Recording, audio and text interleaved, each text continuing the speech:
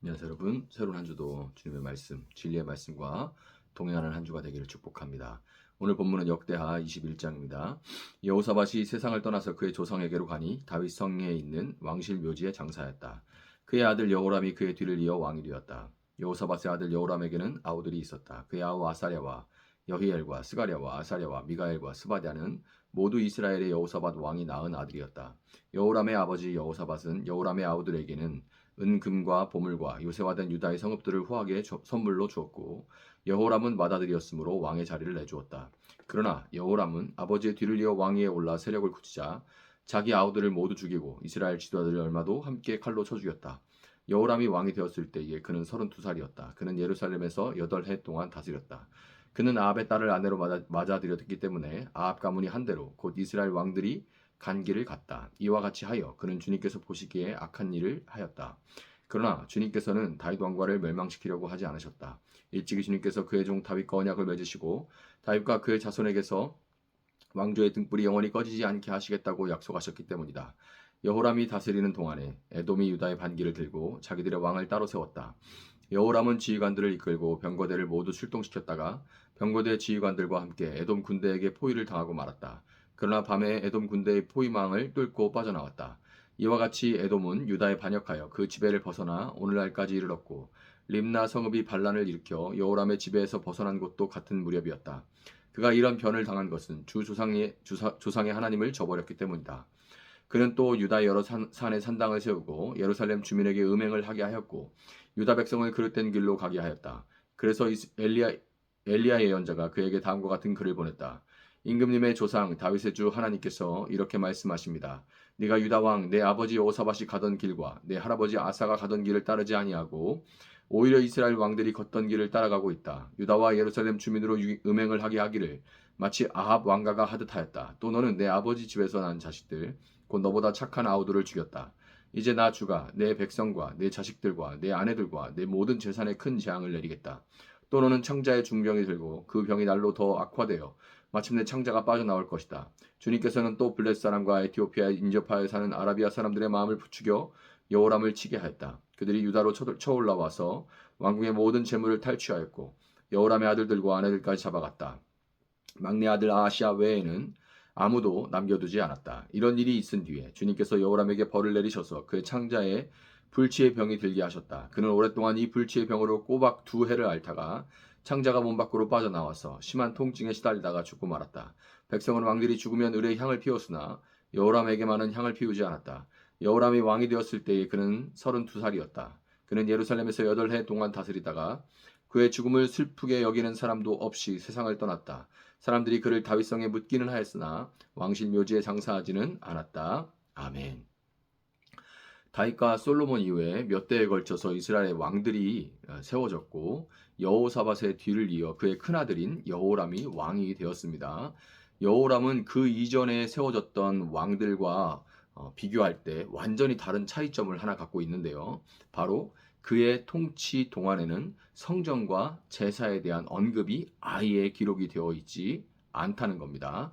역대기 기자가 왕을 평가하는 기준은 그가 다윗과 솔로몬이 성전을 대하는 태도를 가지고 있었는가, 그렇지 않은가로 왕들을 평가를 해요. 그런데 르호보암도 아비야도 아사도 여호사밧도 비록 정도의 차이는 있었지만 성전과 제사를 아예 버린 적은 없었고 그로 인해 그들의 통치가 온전하지는 못했다 할지라도 하나님의 긍정적인 평가와 함께 하나님으로부터 오는 복을 누릴 수가 있었습니다. 그런데 여호람에 이르러서는 이스라엘의 왕들이 성전과 제사에 대해서 갖고 있던 이러한 태도와 모습이 완전히 끊어져 버리고 말았어요. 그의 아버지 여호사밧은 나름 종교 개혁을 철저하게 시행했던 그런 사람인데 어떻게 이런 일이 그의 아들 때에 이르러서 벌어지게 됐을까요?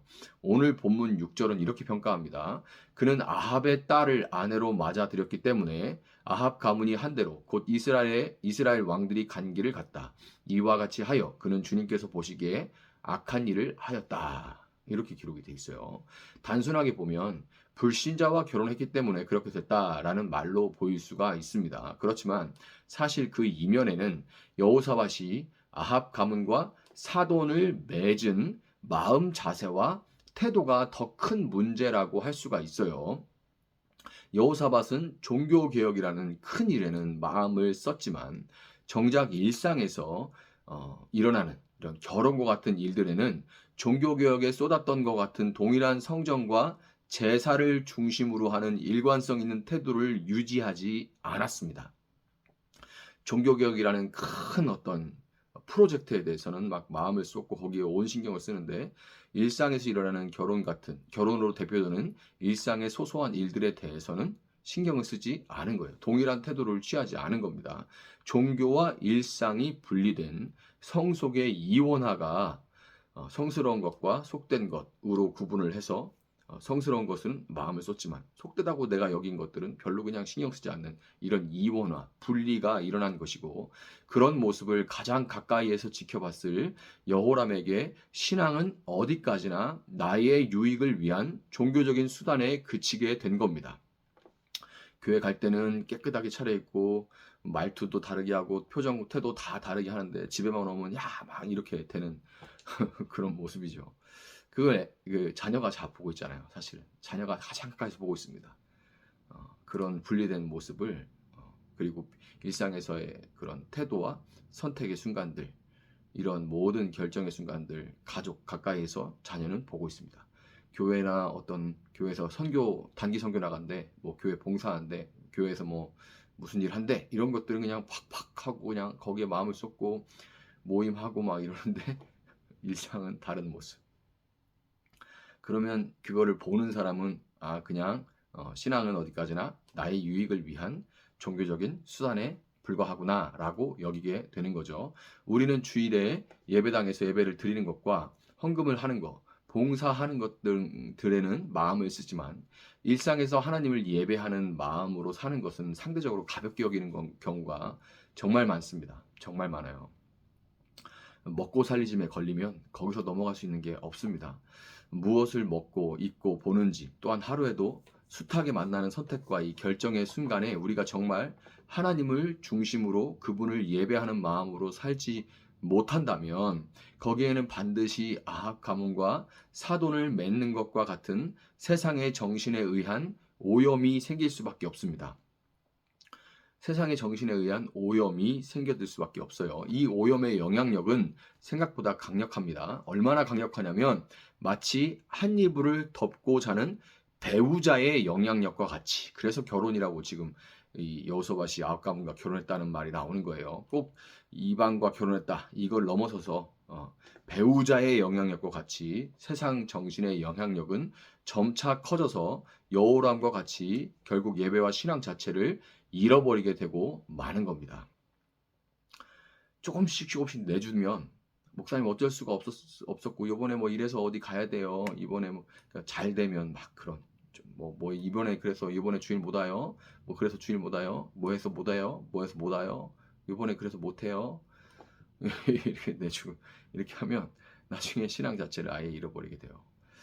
그런 모습을 참 많이 봅니다. 문제는 우리는 성과 속이 이원화된 위선적인 삶을 살기가 대단히 우리는 쉽게 아주 쉽고 대개 이런 상태에 빠져 있다는 것을 스스로 자각하지 못합니다. 내가 이런 상태에 빠져 있다는 것 스스로 자각하지 못해요. 그렇다면 우리에게 소망은 과연 없는 것일까? 자, 본문 7절을 보면 그러나 주님께서는 다윗 왕가를 멸망시키려고 하지 않으셨다. 일찍이 주님께서 그의 종 다윗과 언약을 맺으시고 다윗과 그 자손에게서 왕조의 등불이 영원히 꺼지지 않게 하시겠다고 약속하셨기 때문이다. 아멘. 이 구절이 있죠. 다윗과 맺은 약속은 여전히 신실하게 그 약속을 지키시는 하나님으로 인해서 그 하나님이 여호람을 근실하게 징계하심으로 그가 돌이키도록 만드셨습니다. 여러분 이 하나님의 신실하심이 우리의 유일한 소망이라는 것을 여러분 기억하고 믿으시기를 바랍니다. 여호람은 에돔과 림나의 배반, 블레셋과 구스에 가까운 아라비아 사람들의 침략과 같은 환란을 겪었습니다. 마찬가지로 우리의 연약함과 어리석음으로 인해 우리 삶에도 환난과 고난이 많지만 하나님이 우리를 포기하지 않으시기에 우리에게는 여전히 소망이 있는 겁니다. 우리에게 소망이 있는 것이 아니라 포기하시지 않는 하나님으로 인해서 여전히 소망이 있는 겁니다. 하나님의 신실하심에도 불구하고 여호람은 선한 영향력을 끼치기는커녕 오히려 그 영향력을 잃고 끝내 징계로 점철되기만 한 그런 삶을 살고야 말았죠. 여러분, 우리는 여호람과 달리 고난이 있을 때 즉각 돌아보아 삶의 모든 영역에서 성전과 제사를 중심으로 태도와 마음의 매무새를 다잡으시기를 바랍니다. 꼭 예배당에 왔을 때만 얘기하는 게 아니에요. 삶의 모든 영역에서 성전과 제사를 중심으로 하나님 앞에서 살아가는 것과 예수님이라면 어떻게 하실까를 늘 생각하는 여러분이 되기를 바라요. 그런 태도와 마음의 매무새를 여러분 다잡아야 됩니다. 어려움들이 있을 때. 그리고 그러므로 말미암아 여러분의 삶의 선한 영향력이 날로 확장되는 다윗과 솔로몬의 시대와 같은 그런 복이 여러분과 여러분의 모든 삶의 터전에 임하기를 예수님의 이름으로 축복합니다. 잠시 기도하겠습니다. 사랑하시는 주님 감사합니다. 한 주도 또 말씀 붙들고 살아갈 수 있게 하시니 감사합니다. 경제와 또 모든 상황들이 썩 좋지 않습니다. 아니, 너무나 위기입니다.